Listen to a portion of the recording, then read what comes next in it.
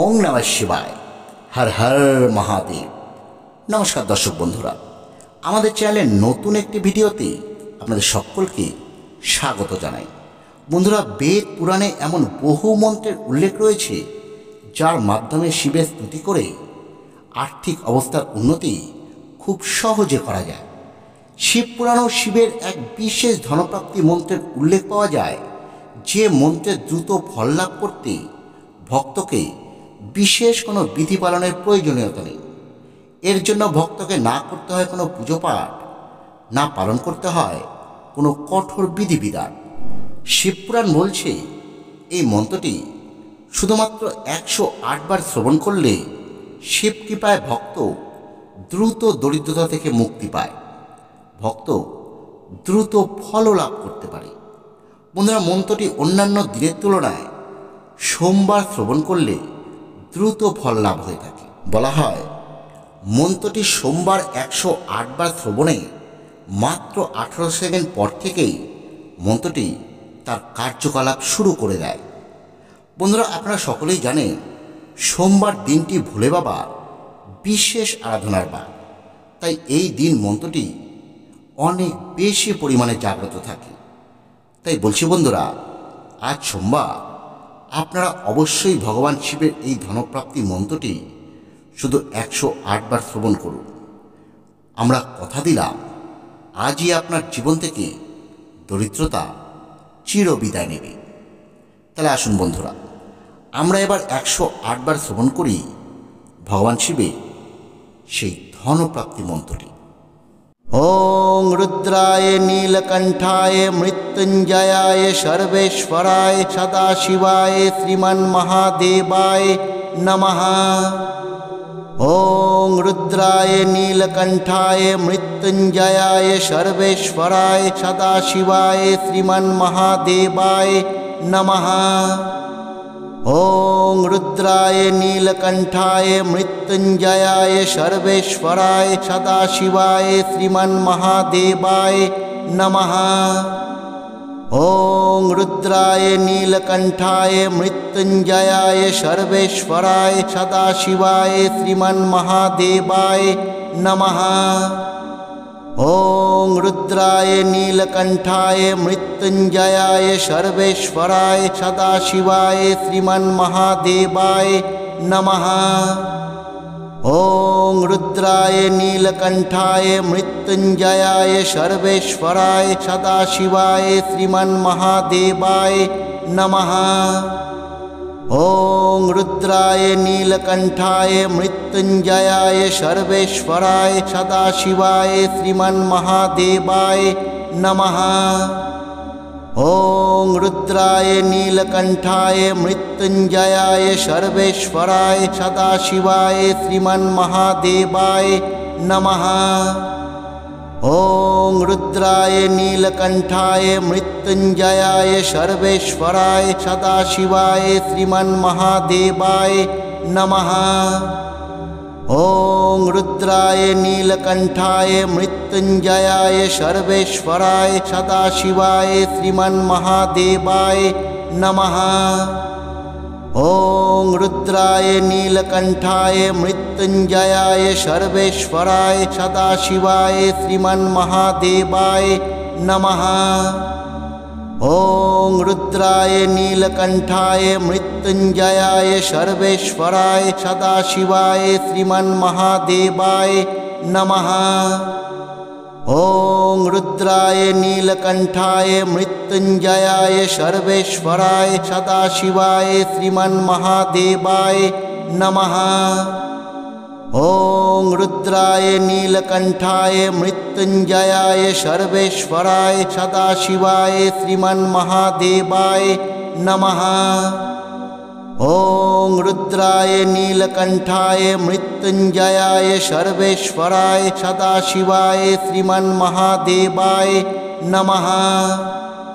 ओं रुद्राय नीलकंठाय मृत्युंजयाय सर्वेश्वराय सदाशिवाय श्रीमन्महादेवाय नमः। ॐ रुद्राय नीलकण्ठाय मृत्युञ्जयाय सर्वेश्वराय सदाशिवाय श्रीमन्महादेवाय नमः। ॐ रुद्राय नीलकण्ठाय मृत्युञ्जयाय सर्वेश्वराय सदाशिवाय श्रीमन्महादेवाय नमः। ॐ रुद्राय नीलकण्ठाय मृत्युञ्जयाय सर्वेश्वराय सदाशिवाय श्रीमन्महादेवाय नमः। ॐ रुद्राय नीलकण्ठाय मृत्युञ्जयाय सर्वेश्वराय सदाशिवाय श्रीमन्महादेवाय नमः। ॐ रुद्राय नीलकण्ठाय मृत्युञ्जयाय सर्वेश्वराय सदाशिवाय श्रीमन्महादेवाय नमः। ॐ रुद्राय नीलकण्ठाय मृत्युञ्जयाय सर्वेश्वराय सदाशिवाय श्रीमन्महादेवाय नमः। ॐ रुद्राय नीलकण्ठाय मृत्युञ्जयाय सर्वेश्वराय सदाशिवाय श्रीमन्महादेवाय नमः। ॐ रुद्राय नीलकण्ठाय मृत्युञ्जयाय सर्वेश्वराय सदाशिवाय श्रीमन्महादेवाय नमः। ॐ रुद्राय नीलकण्ठाय मृत्युञ्जयाय सर्वेश्वराय सदाशिवाय श्रीमन्महादेवाय नमः। ॐ रुद्राय नीलकण्ठाय मृत्युञ्जयाय सर्वेश्वराय सदाशिवाय श्रीमन्महादेवाय नमः। ॐ रुद्राय नीलकण्ठाय मृत्युञ्जयाय सर्वेश्वराय सदाशिवाय श्रीमन्महादेवाय नमः। ॐ रुद्राय नीलकण्ठाय मृत्युञ्जयाय सर्वेश्वराय सदाशिवाय श्रीमन्महादेवाय नमः। ॐ रुद्राय नीलकण्ठाय मृत्युञ्जयाय सर्वेश्वराय सदाशिवाय श्रीमन्महादेवाय नमः। ॐ रुद्राय नीलकण्ठाय मृत्युञ्जयाय सर्वेश्वराय सदाशिवाय श्रीमन्महादेवाय नमः। ॐ रुद्राय नीलकण्ठाय मृत्युञ्जयाय सर्वेश्वराय सदाशिवाय श्रीमन्महादेवाय नमः। ॐ रुद्राय नीलकण्ठाय मृत्युञ्जयाय सर्वेश्वराय सदाशिवाय श्रीमन्महादेवाय नमः। ॐ रुद्राय नीलकण्ठाय मृत्युञ्जयाय सर्वेश्वराय सदाशिवाय श्रीमन्महादेवाय नमः। ॐ रुद्राय नीलकण्ठाय मृत्युञ्जयाय सर्वेश्वराय सदाशिवाय श्रीमन्महादेवाय नमः। ॐ रुद्राय नीलकण्ठाय मृत्युञ्जयाय सर्वेश्वराय सदाशिवाय श्रीमन्महादेवाय नमः। ॐ रुद्राय नीलकण्ठाय मृत्युञ्जयाय सर्वेश्वराय सदाशिवाय श्रीमन्महादेवाय नमः। ॐ रुद्राय नीलकण्ठाय मृत्युञ्जयाय सर्वेश्वराय सदाशिवाय श्रीमन्महादेवाय नमः। ॐ रुद्राय नीलकण्ठाय मृत्युञ्जयाय सर्वेश्वराय सदाशिवाय श्रीमन्महादेवाय नमः। ॐ रुद्राय नीलकण्ठाय मृत्युञ्जयाय सर्वेश्वराय सदाशिवाय श्रीमन्महादेवाय नमः। ॐ रुद्राय नीलकण्ठाय मृत्युञ्जयाय सर्वेश्वराय सदाशिवाय श्रीमन्महादेवाय नमः। ॐ रुद्राय नीलकण्ठाय मृत्युञ्जयाय सर्वेश्वराय सदाशिवाय श्रीमन्महादेवाय नमः। ॐ रुद्राय नीलकण्ठाय मृत्युञ्जयाय सर्वेश्वराय सदाशिवाय श्रीमन्महादेवाय नमः। ॐ रुद्राय नीलकंठाय मृत्युंजयाय सर्वेश्वराय सदाशिवाय श्रीमन्महादेवाय नमः। ॐ रुद्राय नीलकंठाय मृत्युंजयाय सर्वेश्वराय सदाशिवाय श्रीमन्महादेवाय नमः। ॐ रुद्राय नीलकंठाय मृत्युंजयाय सर्वेश्वराय सदाशिवाय श्रीमन्महादेवाय नमः। ॐ रुद्राय नीलकंठाय मृत्युंजयाय सर्वेश्वराय सदाशिवाय श्रीमन्महादेवाय नमः। ॐ रुद्राय नीलकंठाय मृत्युंजयाय सर्वेश्वराय सदाशिवाय श्रीमन्महादेवाय नमः। ॐ रुद्राय नीलकंठाय मृत्युंजयाय सर्वेश्वराय सदाशिवाय श्रीमन्महादेवाय नमः। ॐ रुद्राय नीलकंठाय मृत्युंजयाय सर्वेश्वराय सदाशिवाय श्रीमन्महादेवाय नमः। ॐ रुद्राय नीलकंठाय मृत्युंजयाय सर्वेश्वराय सदाशिवाय श्रीमन्महादेवाय नमः। ॐ रुद्राय नीलकंठाय मृत्युंजयाय सर्वेश्वराय सदाशिवाय श्रीमन्महादेवाय नमः। ॐ रुद्राय नीलकंठाय मृत्युंजयाय सर्वेश्वराय सदाशिवाय श्रीमन्महादेवाय नमः।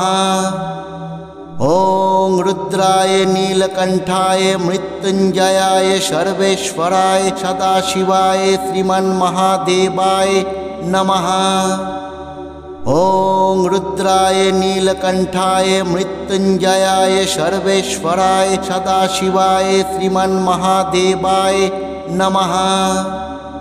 ॐ रुद्राय नीलकंठाय मृत्युंजयाय सर्वेश्वराय सदाशिवाय श्रीमन्महादेवाय नमः। ॐ रुद्राय नीलकंठाय मृत्युंजयाय सर्वेश्वराय सदाशिवाय श्रीमन्महादेवाय नमः। ॐ रुद्राय नीलकंठाय मृत्युंजयाय सर्वेश्वराय सदाशिवाय श्रीमन्महादेवाय नमः। ॐ रुद्राय नीलकंठाय मृत्युंजयाय सर्वेश्वराय सदाशिवाय श्रीमन्महादेवाय नमः। ॐ रुद्राय नीलकंठाय मृत्युंजयाय सर्वेश्वराय सदाशिवाय श्रीमन्महादेवाय नमः। ॐ रुद्राय नीलकंठाय मृत्युंजयाय सर्वेश्वराय सदाशिवाय श्रीमन्महादेवाय नमः। ॐ रुद्राय नीलकंठाय मृत्युंजयाय सर्वेश्वराय सदाशिवाय श्रीमन्महादेवाय नमः। ॐ रुद्राय नीलकंठाय मृत्युंजयाय सर्वेश्वराय सदाशिवाय श्रीमन्महादेवाय नमः। ॐ रुद्राय नीलकंठाय मृत्युंजयाय सर्वेश्वराय सदाशिवाय श्रीमन्महादेवाय नमः। ॐ रुद्राय नीलकंठाय मृत्युंजयाय सर्वेश्वराय सदाशिवाय श्रीमन्महादेवाय नमः। ॐ रुद्राय नीलकंठाय मृत्युंजयाय सर्वेश्वराय सदाशिवाय श्रीमन्महादेवाय नमः।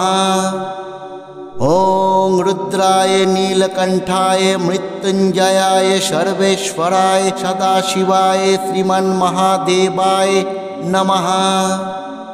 ॐ रुद्राय नीलकंठाय मृत्युंजयाय सर्वेश्वराय सदाशिवाय श्रीमन्महादेवाय नमः। ॐ रुद्राय नीलकंठाय मृत्युंजयाय सर्वेश्वराय सदाशिवाय श्रीमन्महादेवाय नमः। ॐ रुद्राय नीलकण्ठाय मृत्युञ्जयाय सर्वेश्वराय सदाशिवाय श्रीमन्महादेवाय नमः। ॐ रुद्राय नीलकण्ठाय मृत्युञ्जयाय सर्वेश्वराय सदाशिवाय श्रीमन्महादेवाय नमः। ॐ रुद्राय नीलकण्ठाय मृत्युञ्जयाय सर्वेश्वराय सदाशिवाय श्रीमन्महादेवाय नमः। ॐ रुद्राय नीलकण्ठाय मृत्युञ्जयाय सर्वेश्वराय सदाशिवाय श्रीमन्महादेवाय नमः। ॐ रुद्राय नीलकण्ठाय मृत्युञ्जयाय सर्वेश्वराय सदाशिवाय श्रीमन्महादेवाय नमः। ॐ रुद्राय नीलकण्ठाय मृत्युञ्जयाय सर्वेश्वराय सदाशिवाय श्रीमन्महादेवाय नमः। ॐ रुद्राय नीलकण्ठाय मृत्युञ्जयाय सर्वेश्वराय सदाशिवाय श्रीमन्महादेवाय नमः। ॐ रुद्राय नीलकण्ठाय मृत्युञ्जयाय सर्वेश्वराय सदाशिवाय श्रीमन्महादेवाय नमः। ॐ रुद्राय नीलकण्ठाय मृत्युञ्जयाय सर्वेश्वराय सदाशिवाय श्रीमन्महादेवाय नमः। ॐ रुद्राय नीलकण्ठाय मृत्युञ्जयाय सर्वेश्वराय सदाशिवाय श्रीमन्महादेवाय नमः। ॐ रुद्राय नीलकण्ठाय मृत्युञ्जयाय सर्वेश्वराय सदाशिवाय श्रीमन्महादेवाय नमः।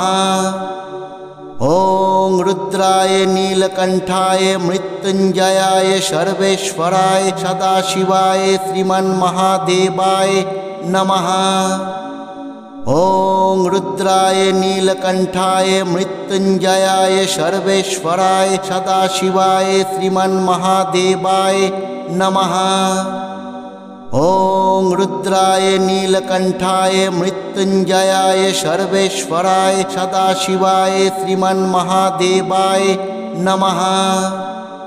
ॐ रुद्राय नीलकण्ठाय मृत्युञ्जयाय सर्वेश्वराय सदाशिवाय श्रीमन्महादेवाय नमः। ॐ रुद्राय नीलकण्ठाय मृत्युञ्जयाय सर्वेश्वराय सदाशिवाय श्रीमन्महादेवाय नमः। ॐ रुद्राय नीलकण्ठाय मृत्युञ्जयाय सर्वेश्वराय सदाशिवाय श्रीमन्महादेवाय नमः। ॐ रुद्राय नीलकण्ठाय मृत्युञ्जयाय सर्वेश्वराय सदाशिवाय श्रीमन्महादेवाय नमः। ॐ रुद्राय नीलकण्ठाय मृत्युञ्जयाय सर्वेश्वराय सदाशिवाय श्रीमन्महादेवाय नमः। ॐ रुद्राय नीलकण्ठाय मृत्युञ्जयाय सर्वेश्वराय सदाशिवाय श्रीमन्महादेवाय नमः। ॐ रुद्राय नीलकण्ठाय मृत्युञ्जयाय सर्वेश्वराय सदाशिवाय श्रीमन्महादेवाय नमः। ॐ रुद्राय नीलकण्ठाय मृत्युञ्जयाय सर्वेश्वराय सदाशिवाय श्रीमन्महादेवाय नमः।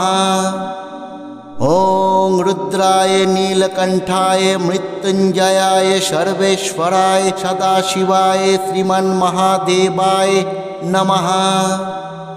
ॐ रुद्राय नीलकण्ठाय मृत्युञ्जयाय सर्वेश्वराय सदाशिवाय श्रीमन्महादेवाय नमः। ॐ रुद्राय नीलकण्ठाय मृत्युञ्जयाय सर्वेश्वराय सदाशिवाय श्रीमन्महादेवाय नमः। ॐ रुद्राय नीलकण्ठाय मृत्युञ्जयाय सर्वेश्वराय सदाशिवाय श्रीमन्महादेवाय नमः। ॐ रुद्राय नीलकंठाय मृत्युंजयाय सर्वेश्वराय सदाशिवाय श्रीमन्महादेवाय नमः। ॐ रुद्राय नीलकंठाय मृत्युंजयाय सर्वेश्वराय सदाशिवाय श्रीमन्महादेवाय नमः। ॐ रुद्राय नीलकंठाय मृत्युंजयाय सर्वेश्वराय सदाशिवाय श्रीमन्महादेवाय नमः।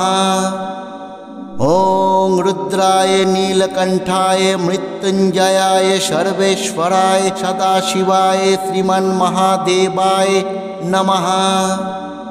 ॐ रुद्राय नीलकंठाय मृत्युंजयाय सर्वेश्वराय सदाशिवाय श्रीमन्महादेवाय नमः।